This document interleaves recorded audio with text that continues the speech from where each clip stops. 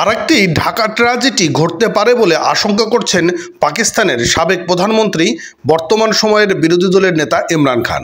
তিনি মনে করছেন যে পাকিস্তান ভেঙে আবারও 4 থেকে 5 টুকরো হতে পারে বলে তিনি আশঙ্কা করছেন এবং তিনি বলেছেন যে ইয়াহিয়া খান ভুলের কারণেই আজকে পাকিস্তান এবং বাংলাদেশ আলাদা হয়েছেন এবং পাকিস্তান বর্তমান যে বাংলাদেশ রয়েছে সে বাংলাদেশ থেকে বিচ্ছিন্ন হয়ে গিয়েছেন এবং একই ঘটনার পুনরাবৃত্তি ঘটতে যাচ্ছে পাকিস্তানে, এরকম একটি তিনি মন্তব্য করেছেন। এবং তিনি যে মন্তব্যগুলো করেছেন চলুন আমরা আজকের কালবেলা নিউজ পোর্টাল থেকে ভিডিওটি দেখে আসি। আর এই ভিডিওটির মূল লিঙ্ক আমার ডিসক্রিপশন বক্সে দেওয়া থাকবে, এখান থেকে ভিডিওটি দেখে আসতে পারেন। আর নতুন হলে অবশ্যই চ্যানেলটি সাবস্ক্রাইব করবেন।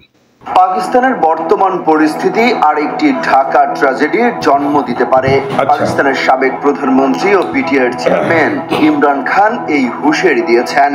একই সঙ্গে ইমরান খান দেশটির চলমান অর্থনৈতিক সংকটের কথা উল্লেখ করে বলেন, স্থিতিশীল অর্থনীতি ছাড়া কোনো দেশ টিকে থাকতে পারে না। কথা সত্য, রিজার্ভ ছাড়া দেশ টিকতে পারে না। ভয়াবহ অর্থনৈতিক সংকটে ভুগছে পাকিস্তান, একই সঙ্গে চলছে রাজনৈতিক সংকটও। গত ফেব্রুয়ারি মাসে দেশটিতে সাধারণ নির্বাচন অনুষ্ঠিত হলেও সংকটের কোনো সমাধান হয়নি।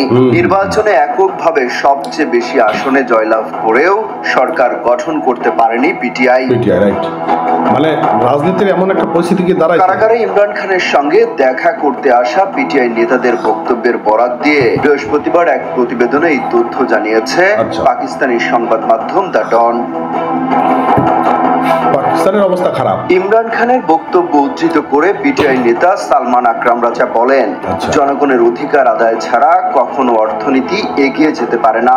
1970 সালে সেনাপ্রধান ইয়াহিয়া খান ঝুলন্ত সংসদ চেয়েছিলেন, কিন্তু শেখ মুজিবুর রহমানের দল তখন স্পষ্ট সংখ্যাগরিষ্ঠতা পায়, কিন্তু সেনাবাহিনী জালিয়াতি করে উপনির্বাচন করে যাতে ইয়াহিয়া খান প্রেসিডেন্ট হতে পারে।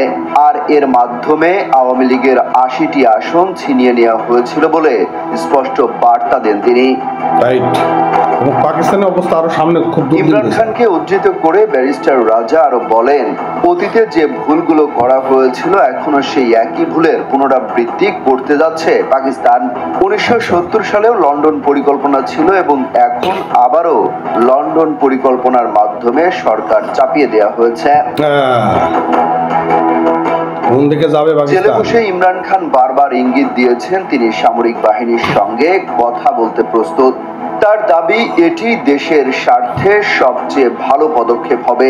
পিটিআই নেতা ইন্তাজার পাঞ্জুথা বলেন, ইমরান খান পাকিস্তানের বর্তমান পরিস্থিতিকে 1971 সালের সঙ্গে তুলনা করেছেন। খান সতর্ক করে বলেছেন, পাকিস্তানের বর্তমান পরিস্থিতিতে দেশের অর্থনৈতিক পতন ঘটবে এবং যখন অর্থনীতি ভেঙে পড়বে তখন দেশ ও প্রতিষ্ঠানগুলো টিকে থাকবে না। একদম 100% শিওর। মামলায় ইমরান খানকে জেলে রেখে নির্বাচন হয় পাকিস্তানে। এই নির্বাচনে জোট গঠন করে ক্ষমতায় আছে নওয়াজ শরীফ ও বিলোয়াল ভুট্টোর দল। কতক্ষণ টিকতে জানি না। হাসান রবিন, কালবেলা।